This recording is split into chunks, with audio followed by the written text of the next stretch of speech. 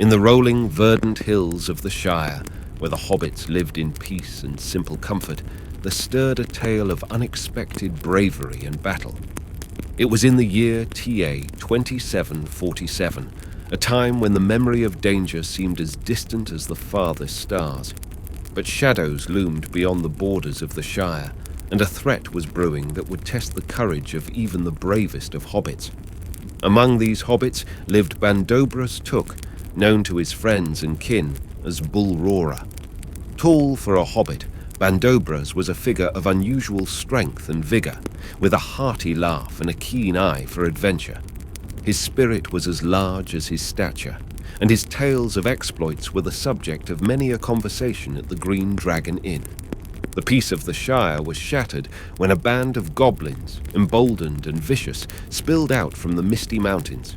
Led by the fierce goblin chieftain Golfimbul, they sought to plunder and wreak havoc. Word of their approach spread like wildfire, and a cloud of fear settled over the Shire. Bandobras Took, hearing of the impending danger, felt a surge of determination.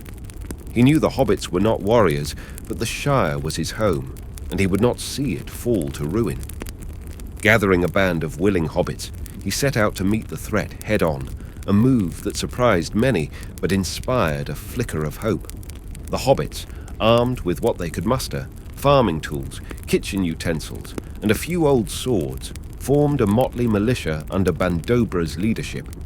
They were not trained for battle, but their love for the Shire and their determination to protect their homes was a force unto itself. As the goblins descended upon the Greenfields, the stage was set for a confrontation that would be sung about in hobbit tales for generations to come. The goblins were fierce, their crude swords and shields glinting under the sun. But the hobbits, led by Bullroarer Took, stood their ground, their hearts beating as one.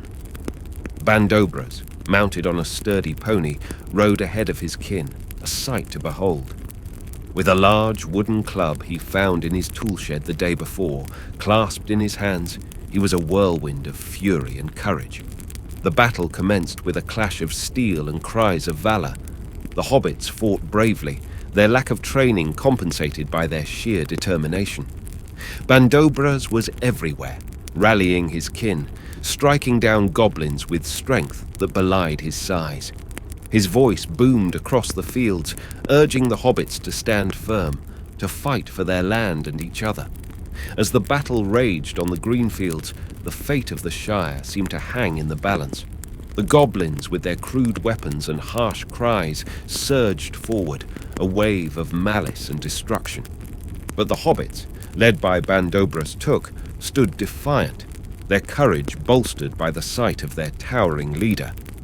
Then, from the midst of the goblin ranks, emerged Golfimbul, the goblin chieftain. He was a grotesque figure, towering over his minions, his armor adorned with the bones of his enemies. In his hand, he wielded a massive mace, a weapon that had brought death to many. Bandobras, seeing the threat Golfimbul posed, steered his pony directly towards the chieftain. His heart was steady, his resolve unshaken. As he approached, the goblin chief roared, a sound that chilled the hearts of the bravest hobbits. The first clash was thunderous. Golfimbul swung his mace with brutal force, aiming to crush Bandobras in a single blow. But Bandobras was swift, guiding his pony just out of reach, the mace whistling past him, striking the ground with such force that it left a crater in the earth. Bandobras retaliated, swinging his large wooden club in a wide arc. The club connected, breaking Golfimbul's arm. The goblin howled in pain and rage, his eyes burning with hatred.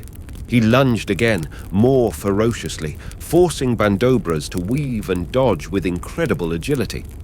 The duel turned into a dance of death, a test of skill and endurance. Bandobras, though smaller, was more nimble and fierce.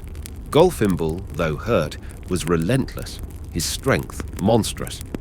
The hobbits and goblins alike stopped their struggle, forming a ring around the two combatants, their eyes fixed on the battle.